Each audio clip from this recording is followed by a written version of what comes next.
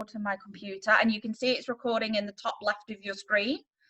I'm now going to mute myself, give it 2 seconds, and then start.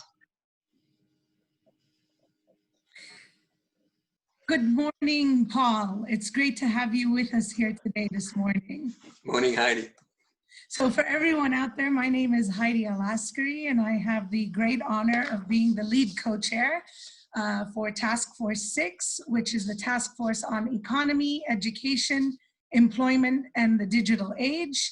Task Force 6 is one of the 11 task forces of the Think 20, T20 engagement group for this year under the leadership and hosting of the Kingdom of Saudi Arabia. So it's a pleasure to be here, and it's a pleasure to be here with Paul Granger.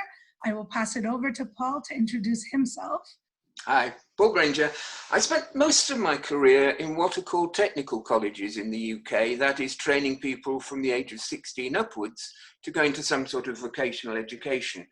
But I've been very fortunate in that for the last 15 years, I've been at University College London, where I've been allowed to contemplate the sector which I have spent most of my career working in.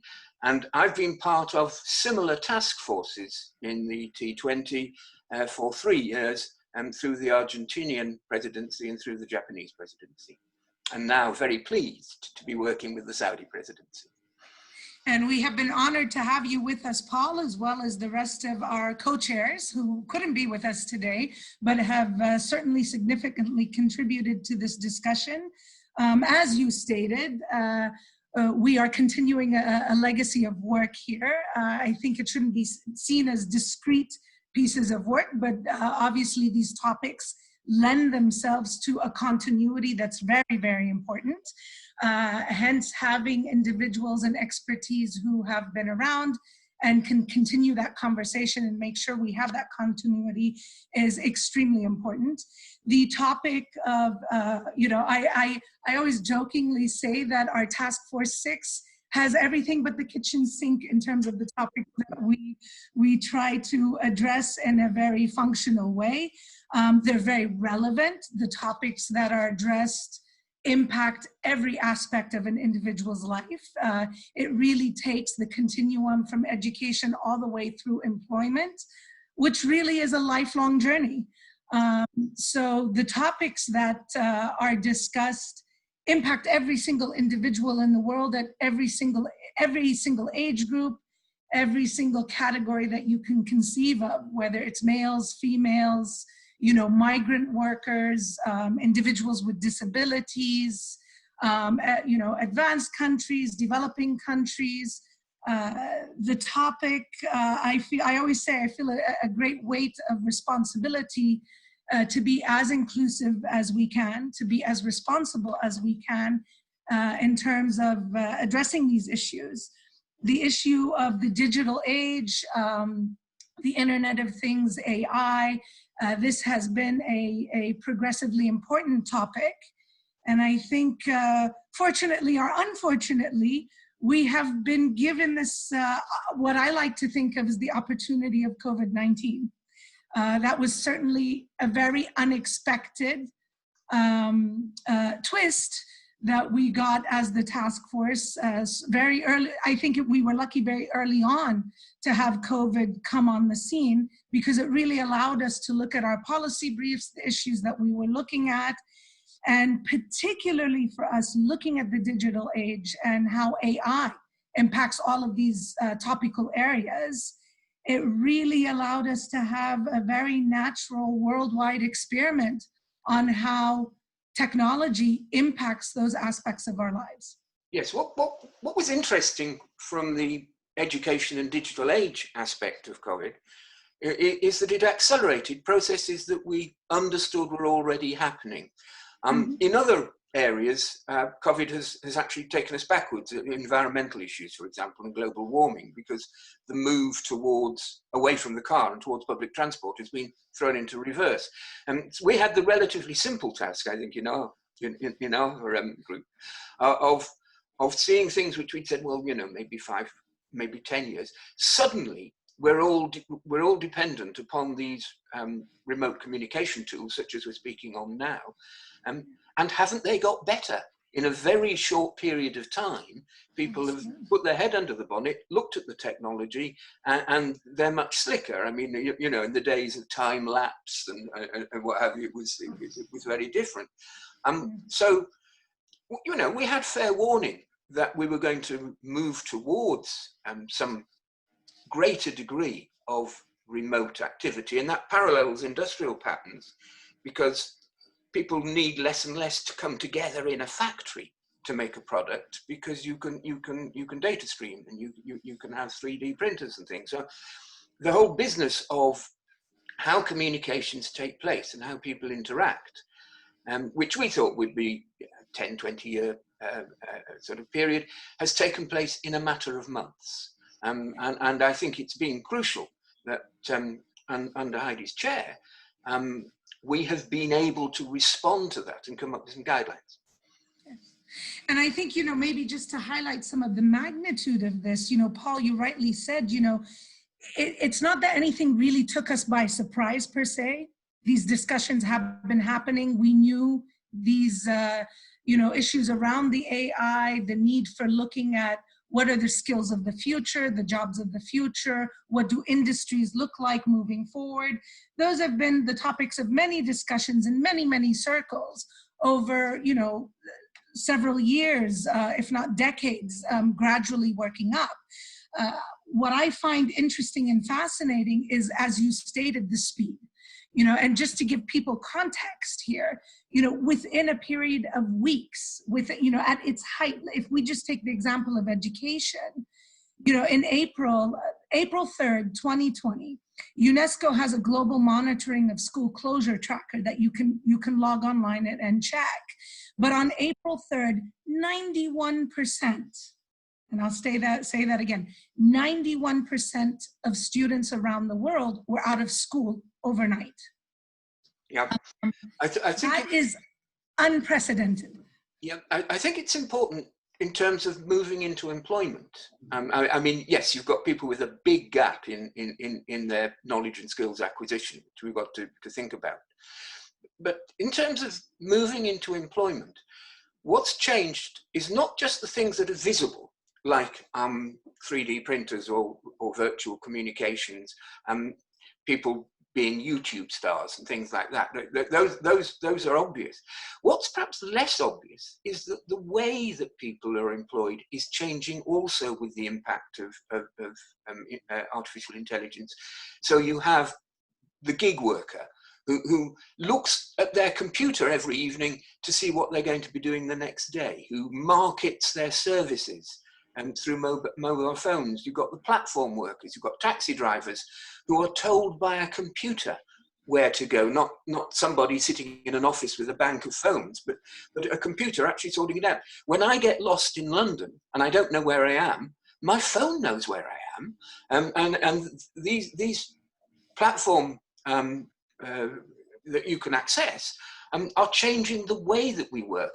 And the skills to survive in that sort of employment are different from the skills that were required to survive in, say, factory employment. Absolutely, absolutely. And you know, I think, again, you know, COVID-19 has brought a lot of this to the forefront. And I think we've seen, certainly in terms of how we've developed our policies, how we're looking at it, taking advantage of that discourse and really looking at how can we create a sustainable, healthy infrastructure to ensure that what we're learning as we're going along today, how do we accelerate that, sustain that, and make it most impactful with the least negative impact that can possibly happen. Again, to put this into perspective in terms of employment, and I would love to get your thoughts around this, Paul, because I know, you've spent a lot of time looking at these kinds of things. But when we look at just the employment ecosystem, in terms of numbers being reported by the ILO or the United Nations, today, with our current circumstance, we have 37.5% of global employment being impacted negatively by the current situation. And most of this negative impact is happening in 4 main industries: food and accommodation, retail and wholesale, business and service administration, and manufacturing. So while how we look at these, over 2 billion people are being impacted just within those 4 domains. In addition to those domains, we know that 136 million healthcare and social professionals have been impacted in their work. And certainly, the digitization and AI is a huge impact. It can be a huge leverage and a huge asset across these industries, or it can be our biggest enemy. So your thoughts around those skill sets and those industries and the impact, and what do you think is going on, and where do you think we're going right now? Well, I think it's a classic case of the short term and the long term, and of absolute interest to us at the moment is how long is the short term. And Bill Gates has gone public today saying he thinks it'll be over by the end of 2021. Now, most people had hoped it would be over by Christmas. Now, I haven't had a chance to explore what's the basis of this speculation, but it does look as if there's going to be a first phase of the virus transmitting rapidly around the world, and then when medical technology perhaps masters that, there'll be a longer phase of learning to live with a residual infection of some sort. Now, in the short term, all those jobs which have required human contact are at risk, and that includes teaching. But if your waiter sneezes, it's going to put you off your meal. So people are going to have to move back from those occupations which involve human contact. So we've seen that aviation has been decimated. We've seen that the tourism industry has gone downhill. There's always questions about opening pubs, bars, restaurants, and sadly, schools. And so in the short term, the people working in those areas are uncertain of the future. What has become clear, though, are that those areas of social interaction are actually valued. I don't think we realized how much we appreciated it. We're now in the strange situation of children yearning to go to school, which was certainly not the case 20 years ago. So we were probably looking to technology for ways to rebuild the ability to mingle and to socially interact. And we can't at this stage predict what that would be, because the one thing you learn about technology is do not predict it. In the 1990s, the internet took us somewhat by surprise. So it's difficult to anticipate. But there's a longer term issue, which is, I think, dominated by the environmental issue, but that we probably will not fly around the world as much as we did. For the Argentine and Japanese G20s, I was visiting those countries on a regular basis. With Saudi, sadly, I managed to get once and loved it, but sadly, it's been replaced by this sort of mechanism, and it's much more efficient. I was in Dubai twice yesterday, and I was in New York the day before. I'm getting around the world much more quickly and much more environmentally conscious way.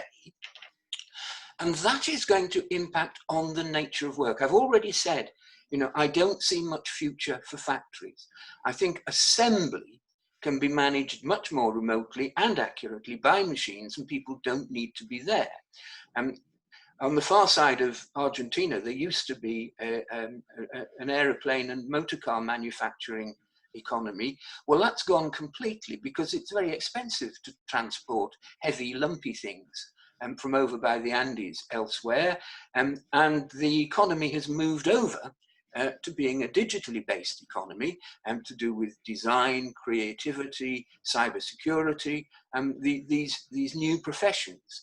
And so part of our agenda that Heidi and I have been discussing is how do you reskill people from building big lumpy things to doing something which is more remote activity. And this brings us firmly back to changing the nature of education, because the knowledge is now being generated not in universities or schools. The knowledge is being generated out there in employment, and particularly with a group of people that I call economic survivors, young people who have learned how to survive in this new world.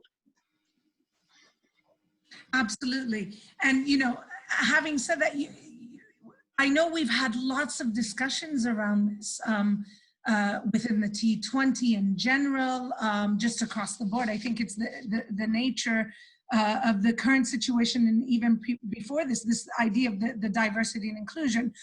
Obviously, the global focus is youth. We talk a lot about youth. We talk a lot about women. And I was very excited to see that, you know, G20 in general, that, you know, a lot of the focus is on diversity and inclusion, opportunities for all. And working in this space, and particularly my background is within disability, you know, when we have this discussion, I think AI in this digital age is an absolutely amazing opportunity for people to have this ease. When you say I was able to basically beam into, you know, Dubai twice yesterday and come back, you know, that's surreal. Years ago, we saw that on TV. We never thought that this would be a reality where we could, you know, for me, I think one of the more interesting experiences I've had in terms of just trying to get my work done is being beamed into working group rooms and then just being pulled out. Yeah, I think that's a very important point, Heidi, and there are two issues really. Youth, of course, young people are adapting to this new world much more quickly than the older workers. But if we're to return to a dynamic economy, we can't rely on young people doing all the jobs. We have to find employment for those who are having to, somewhat reluctantly, move from traditional forms of employment into less traditional forms of employment. So I was working in Wales, where a steelworks was downsizing rapidly. And we were working with people in their 30s and 40s who had had profitable jobs as engineers in the steelworks and didn't know what their future was. And fortunately, we stumbled across cybersecurity, and there's now a thriving cybersecurity industry happening in Wales, making use of those engineering skills, but they've transferred them into into something which is more marketable. So reskilling of adults, I think, is going to be very important. And if in our recommendations we say, if nations don't invest in that, then it'll be to their detriment, because they'll have a lot of people who are economically inactive, and that has both financial and social costs. Absolutely. And I know a lot of the discussions, you know, we've been involved in as a task force, I've personally been involved in myself, is also this idea of inclusion and accessibility to the technology. So it's not only just having the skill set, but the very fundamental principle that everybody should have the equal opportunity and equal access to get that opportunity to be part of these platforms. You know, again, I think technology it can be a great unifier, it can provide great opportunities, or it can be an area where it just completely widens the gaps, and those who were left behind become even further left behind simply because they don't have an internet connection, a strong enough connection, they don't have the skills to be able to get onto platforms. Platforms are not accessible and don't address in the appropriate language, the appropriate manner to which various stakeholder groups would need it to be for them to impactfully and effectively be able to engage and take advantage of these opportunities. Exactly so, and this is where the G20 can come in decisively. we've always been beset by education being undermined by people wanting to make a quick buck. And I think there's a really important role for the G20 to set standards. Standards of access to the internet, standards of students being able to have laptops or some machine to get access in a virtual way, but also standards in terms of qualifications. Too many students follow qualifications which don't actually lead to gainful employment. And I think there needs to be some sort of consensus around the world at what point you move on from those studies which are part of your civic rights, such as history or literature, but then move into something which trains you for gainful employment and not for the employment of the past. So one of the difficulties of apprenticeships is that it can be backward looking. This is how we've done things for the last 20 years and we're going to teach you. We've got to make sure that vocational institutions are forward looking and interact with industry. The other important point you touched on there, Heidi, is that people don't learn passively. I mean, you get some real keen so-and-sos who will download MOOCs from California and teach themselves how to do something very, very complex. But most people don't.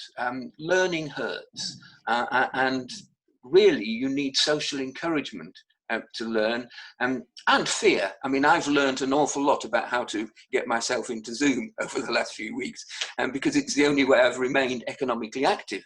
But you have now such sophisticated, immersive technologies. My grandson plays a game called Fortnite, and his friends join him in the same football pitch or wherever they are, and he has a conversation with his friends in some sort of exotic tropical island. It's immersive, it's total. I sometimes worry that it's taking over his life. But if you've got that sort of technology in the games industry, that's wonderful for education, because it's social. And it sort of takes over your world, and it allows for interactions. And the only thing which undermines it at the moment is time zones. So that we three had an interesting conversation yesterday about when to have this meeting. Exactly. And Saudi is relatively easy, but Japan and the UK are 9 hours apart. Oh. But apart from that, the ability to have synchronistic interactions brings the teacher back into the situation. And that's really important, that you're being taught by a person and not by a machine.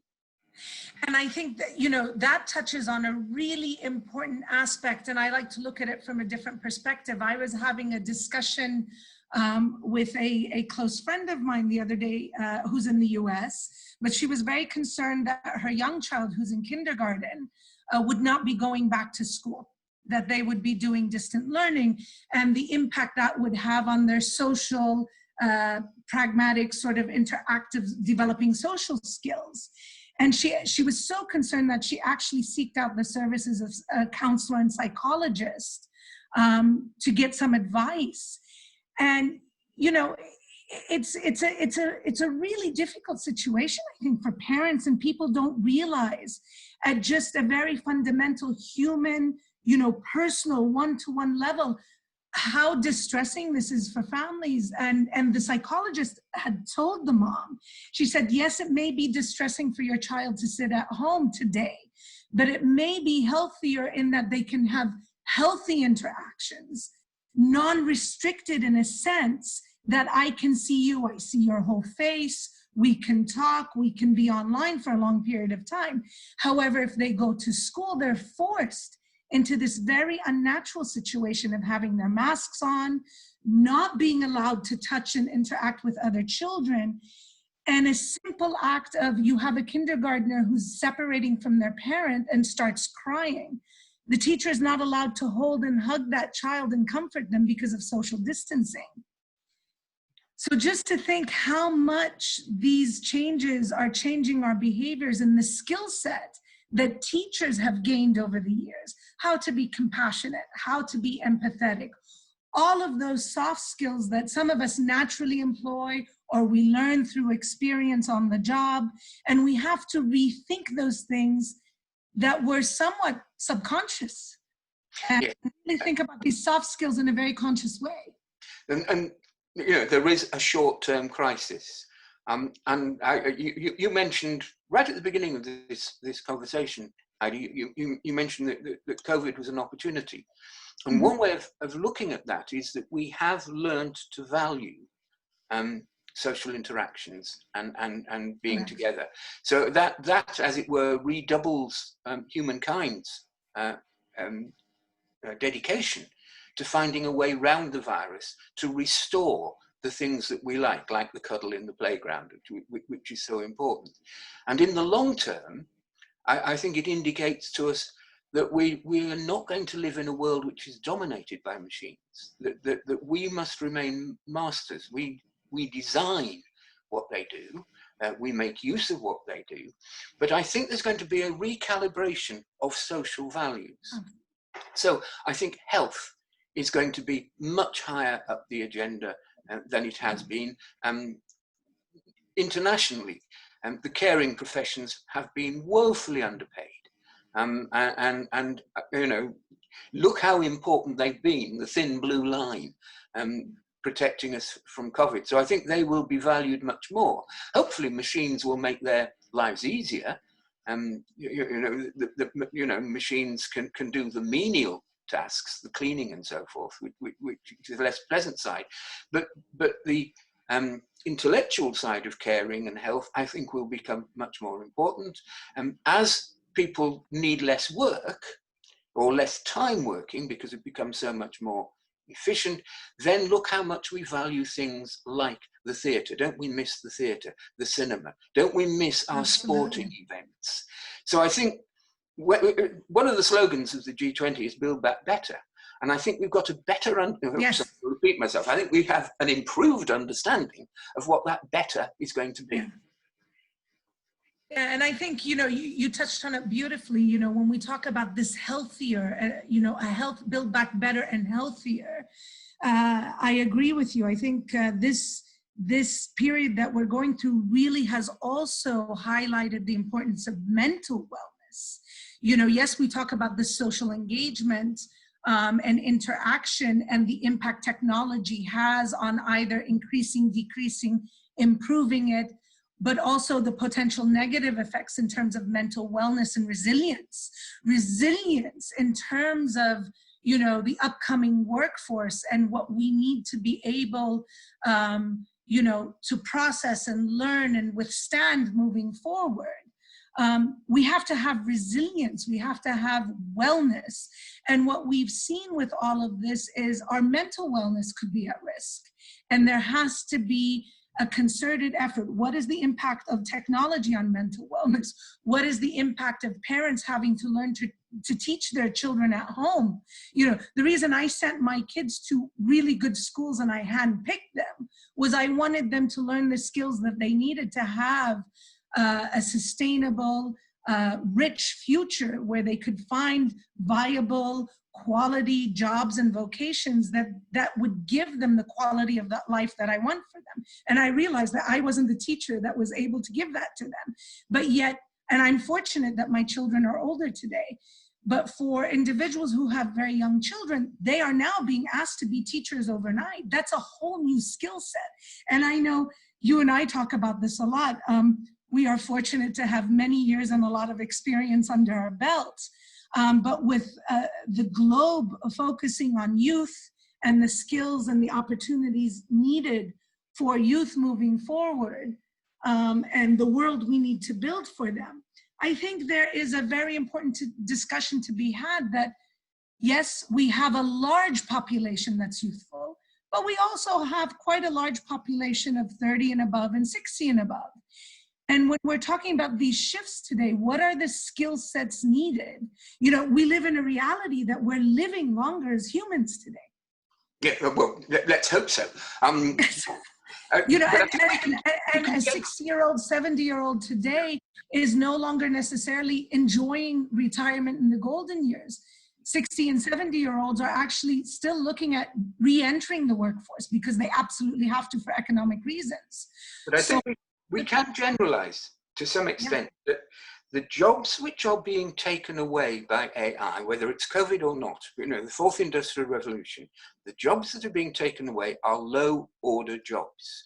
Now, I don't want to be rude about anybody, but at one time, so I won't, you know, say who's unnecessary, but the low order jobs. At one time, when you bought petrol, someone would come out of the garage and put the pump into your car and would serve you the petrol. Now we do it for ourselves, and somebody in a sort of central and protected office can sell much more petrol. And so those low order jobs are disappearing. So when we look at reskilling, it's not just taking one set of skills, running a roller in a steel mill, and to another set of skills, which is cybersecurity. What you've done is you've ratcheted up the complexity of the employment. So it is very important for us in education, whether directly or as parents, whatever, to understand that people have got to have much more in the way of cerebral skills if they're going to do the jobs that control the machines. The machine takes away the drudgery, that's great. And I applaud that. I haven't just lost my job as a waiter in a restaurant, so you know I'm in a position to be able to applaud it. But basically, those things are changing. And in Japan, for example, where it's an aging population, the average age is 45. There are concerns about care for the elderly, and so a lot of work is going on in Japan about how care can be automated in some ways. And then, as far as I mean, I know they've developed robots to be there to socialize with the elderly and make that frees up the carers to do the more cerebral activity of entertaining these people, giving them a sense of purpose, making their old age stimulating.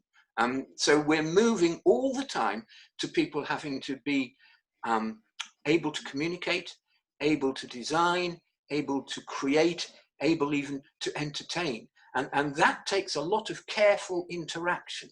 So Michael Young, who's written quite a lot on this, brought out a piece about 3 or 4 years ago now where he says, you know, we no longer need to think about training people to stand at a lathe and produce goods. We've got to think about people perhaps engaging in literature, because that teaches you about social interactions, reading the other person, telling the narrative around what's going. That's the sort of human interaction that we need. And one of the difficulties with AI is people assuming that it can replace human activities such as judgment. So we've just had a mishap in the UK.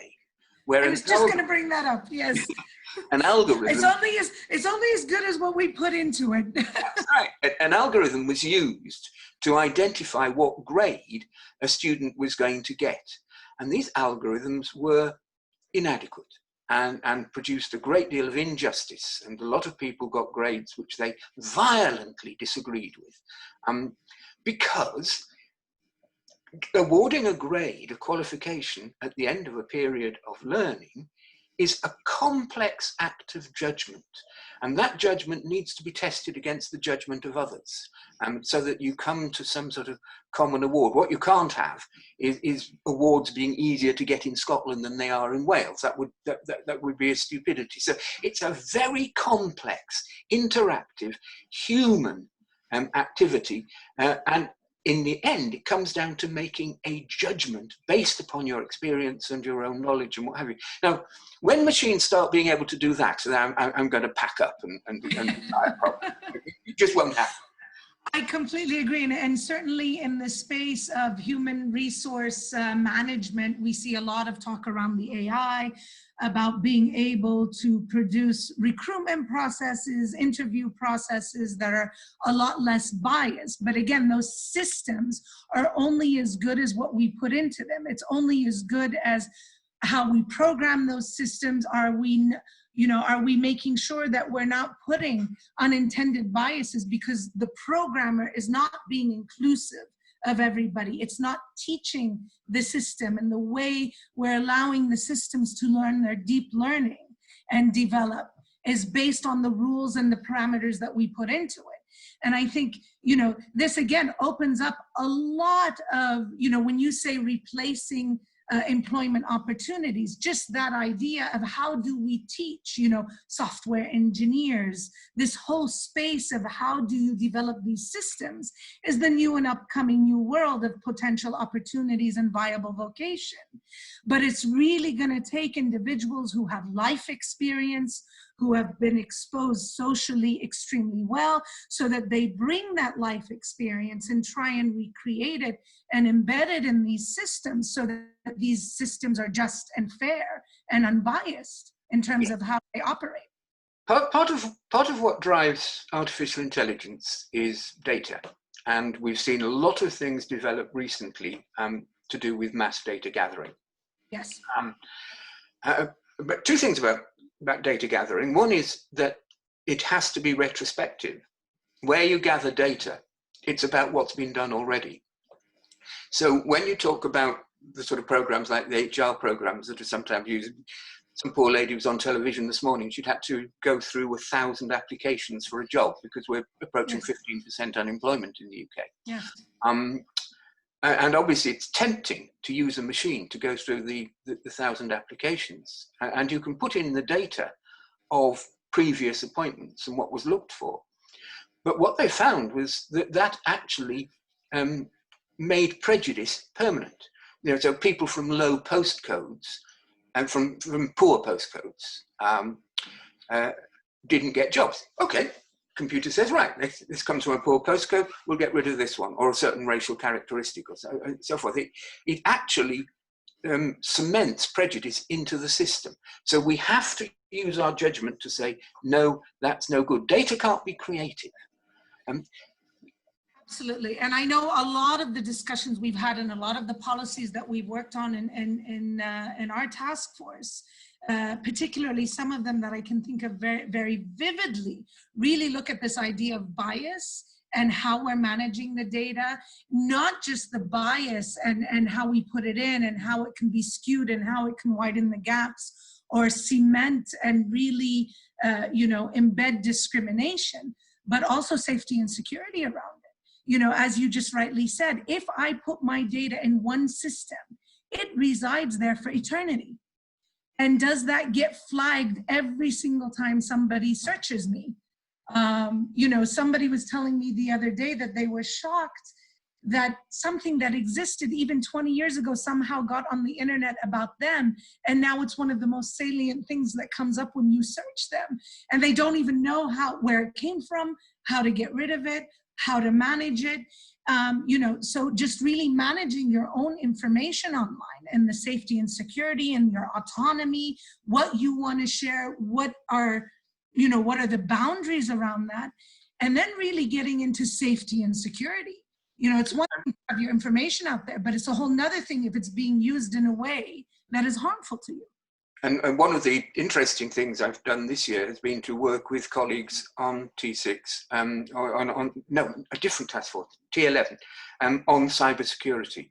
Because if people are not given, we've talked so far about skills for employment, but we've touched around the edges on skills for living.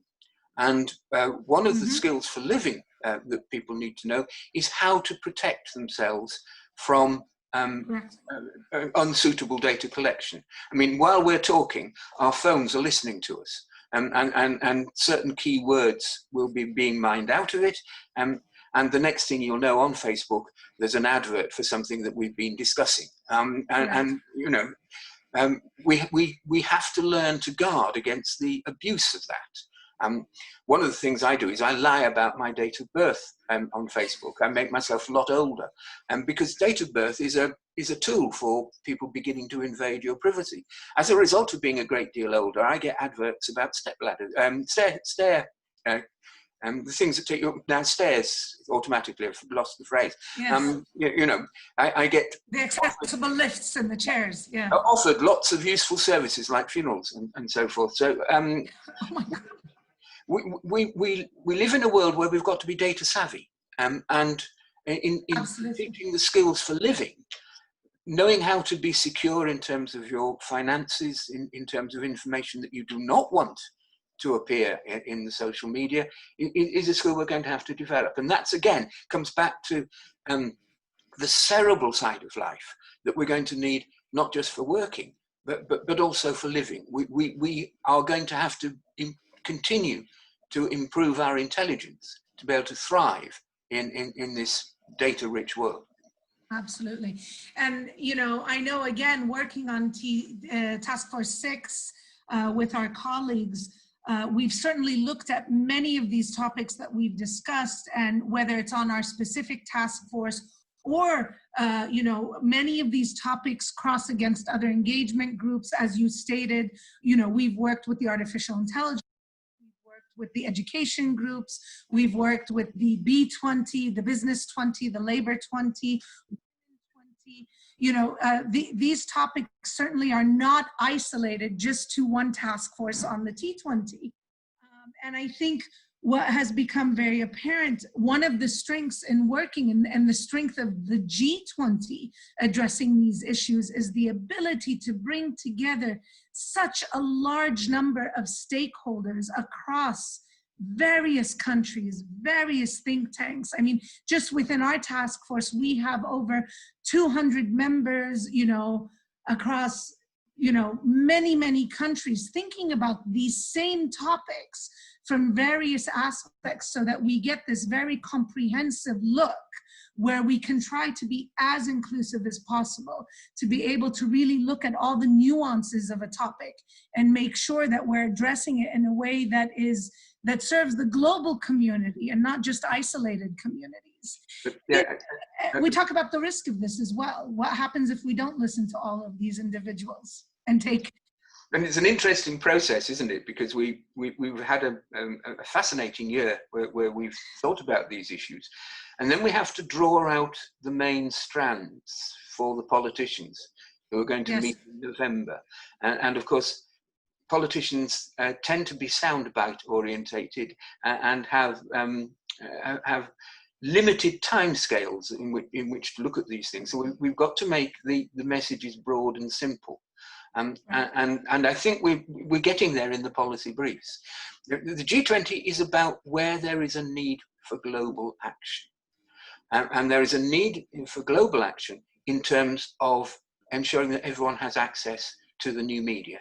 It is reprehensible that there are parts of the world which do not have access to the internet. We need to make sure that it doesn't become a platform for criminals. So we need to look very much at cybersecurity. We need to have international agreements on things like the handling of data. Is it acceptable that Alexa listens to all your private conversations?